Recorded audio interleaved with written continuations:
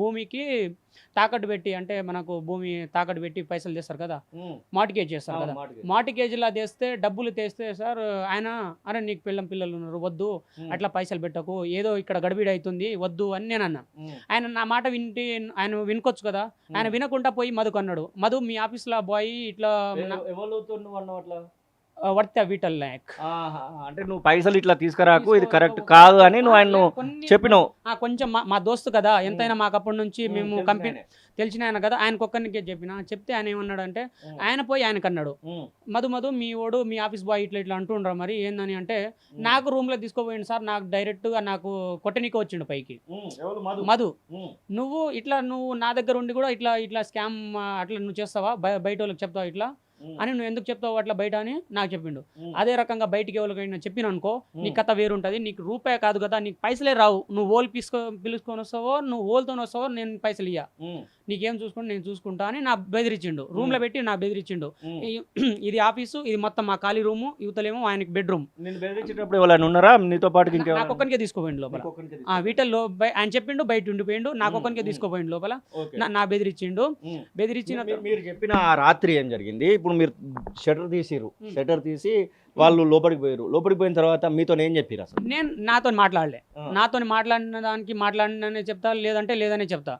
వచ్చిరు చూసిరు, నేను అక్కడ ఉన్న షటర్ తాళం తీసినా నువ్వు రూమ్కి వెళ్ళిపో అని అన్నా. ఇక ఎంత ఉన్న మనుషులు వానికాడ నేను పని చేసిన పో అన్నప్పుడు అంతే వెళ్ళిపోవాలి, అంతే నువ్వు వెళ్ళిపో అని అన్నప్పుడు వెళ్ళిపోయినా అంతే.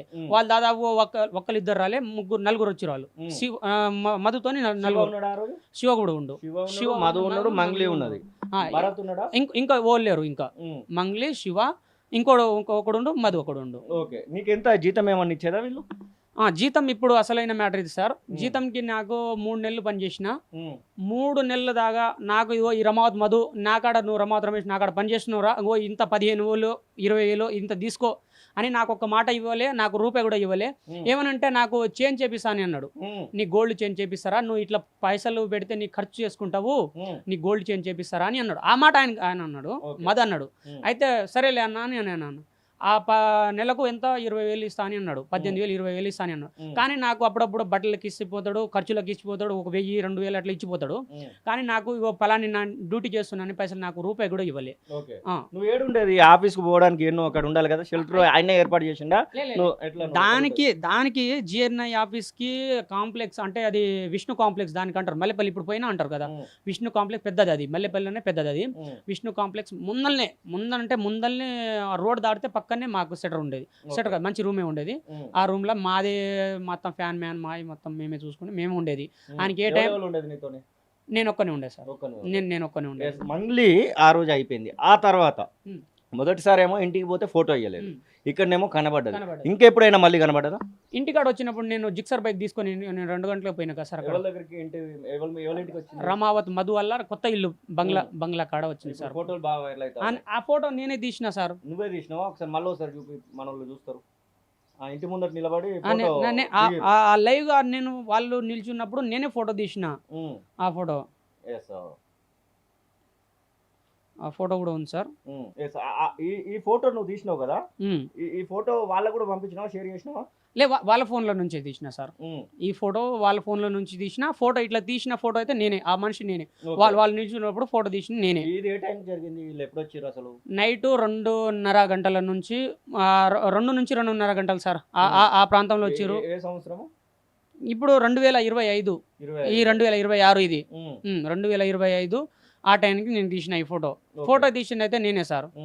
అది ఇప్పుడు మంగ్లీ గురించి అక్కడ 3 సార్లు అయింది కదా, 3 సార్లు మంగ్లీ మధు విషయంలో ఎవరో తెలియదు అన్నట్టుగా బిహేవ్ చేసిందా, దగ్గర వాళ్ళు అన్నట్టుగా బిహేవ్ చేసిందా, కుటుంబీకులు అన్నట్టుగా బిహేవ్ చేసిందా, ఎట్లా? అంటే కుటుంబం లెక్కనే మాట్లాడింది సార్.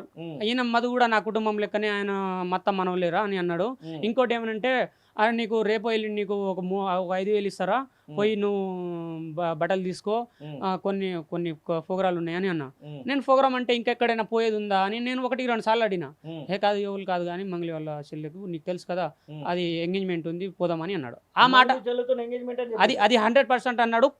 బరాబర్ అన్నాడు. వానికి ఇక్కడ వచ్చినా కానీ నేను ప్రూఫ్ చూపెడతాను. నేను అది మంగళి వాళ్ళ చెల్లెతో నాకు ఎంగేజ్మెంట్ ఉందిరా, మనం అందరం పోదామని అన్నాడు.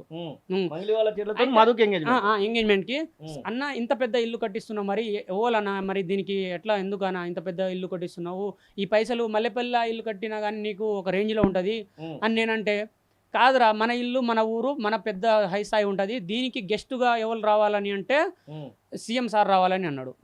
ఓకే ఏ సీఎం సార్ అని అంటే రేవంత్ రెడ్డి రావాలి, ఇప్పుడున్న సీఎం మా ఇంటికి గృహప్రవేశానికి రావాలి, ఆ రేంజ్లో ఉండాలి, ఇక్కడ ప్లేస్ మొత్తం ఇట్లా ఉండాలి, ఎక్కడ స్విమ్మింగ్ పూల్ ఉండాలి అని ఆ రకంగా మాట్లాడేది సార్.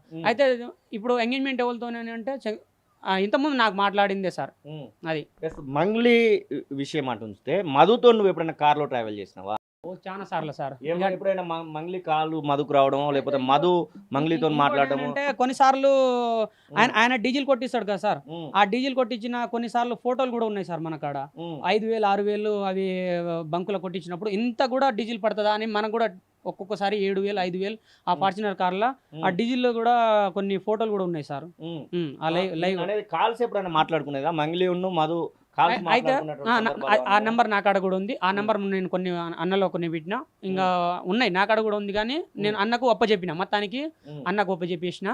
ఒక నెంబర్ నా కాడ ఉంది. ఆ నెంబర్లో ఆయన ఫోన్లో ఏమని సేవ్ ఉంటుంది అంటే, ఇంతకుముందు ఐఫోన్లో అవి ఇప్పుడు ఐఫోన్లో అక్కడ ఎస్పీ ఆఫీస్లో ఉన్నాయి, అంటే అవి పోలీస్ ఆఫీస్లో ఉన్నాయి. అలా మన ఫస్ట్ జెండా గుర్తు ఉంటాయి కదా సార్, ఇప్పుడు లవ్ గుర్తు ఒకటి.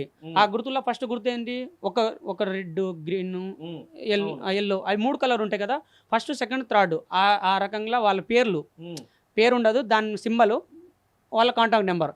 ఇక్కడ నుంచి పోయిన నెంబర్ నా కాడ ఉంది, అక్కడ మాట్లాడిన నెంబర్ నా కాడ లేదు. ఇక్కడ నుంచి పోయిన నెంబర్ అయితే నా కాడ ఉంది. ఆ లైవ్ లా ఆ ఫోటోలా అది ఆ నెంబర్ కి ట్రాక్ చేసి అన్ని తీసిన అనుకో సార్, బయట బంగారం మాట్లాడుకునేదా వీళ్ళు మధు మంగ్లీ ఫోన్ లో మాట్లాడుకునేది. అది మేము సాగర్ పోయినాం సార్. సాగర్ పోతే ఆయన మాకేం ప్లాన్ చెప్పిండంటే, అదే సాగర్ పోతే మనకు జెండా కలర్లు ఉంటాయిరా, అక్కడ పోతే మనకు మంచి ఫోటోలు దిగొచ్చు అని అన్నాడు. తీసుకోపోతే అక్కడ తీసుకోపోయిన తర్వాత మాకు చేపల ఫ్రై చెప్పించింది. చేపల ఫ్రై చెప్పిండు, నాకు ఒక థమ్స్అప్ ఇప్పించిండు, మేము తాగుతూనే ఉన్నాం. ఆయన ఫోన్లో పోయి మాట్లాడుతున్నాం సార్. ఓలని అంటే మంగ్లీ అని అంటున్నాను సార్.